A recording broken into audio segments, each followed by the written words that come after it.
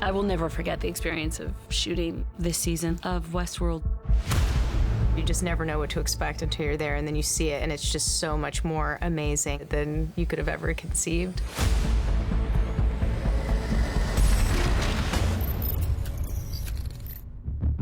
I had a lot of fun with Hale this season because she could be anything. She could wear whatever she wants because it's her world. So that was really a lot of fun. And she went from some corporate to elegant to really fun, badass kind of look in the end.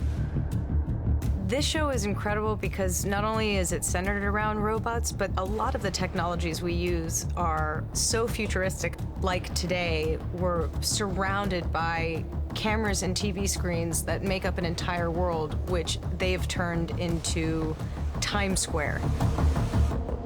The most challenging thing we're doing this season by far is Times Square.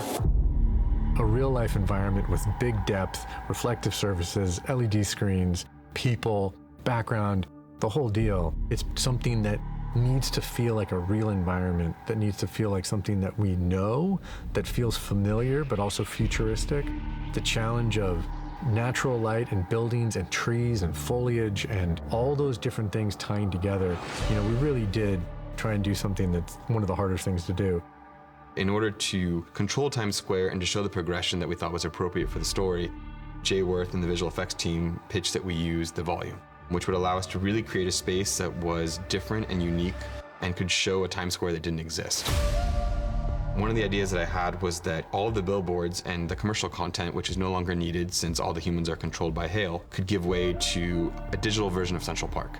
So all of the LED walls and billboards now become a forest of trees that allow you to come into this space and feel a natural energy amidst the urban environment. As we move into episode 8, where the chaos ensues and the world is reverting back in terms of civility, we started to play with the original content starting to bleed back through. So the previous known Times Square glitching back in amongst the trees.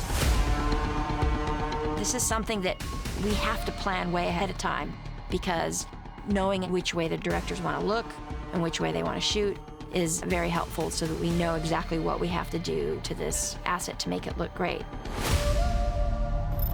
You have to plan, and you have to plan well. The more prep you get, the better off you are in a shoot. Richard Lewis is so incredible. You know, he's just one of those directors that already knows what he wants before he comes to set, and he's just ready to go. You know, he comes out swinging, and he knows how to communicate to his cast, to his crew. I think the final farewell with Caleb is kind of bittersweet, and I think he knows now she is safe and she feels safe with this family, and it's kind of come full circle. You know, he left her before, now she leaves him, and she finally feels like that father figure was there. It's so perfect.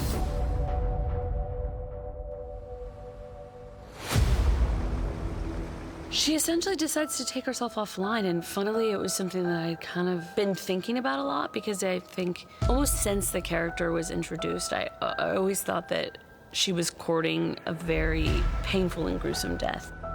And so once you're a robot, it's sort of like I've always thought, how do you die? You could always just create so many copies of people, as we've seen on this show.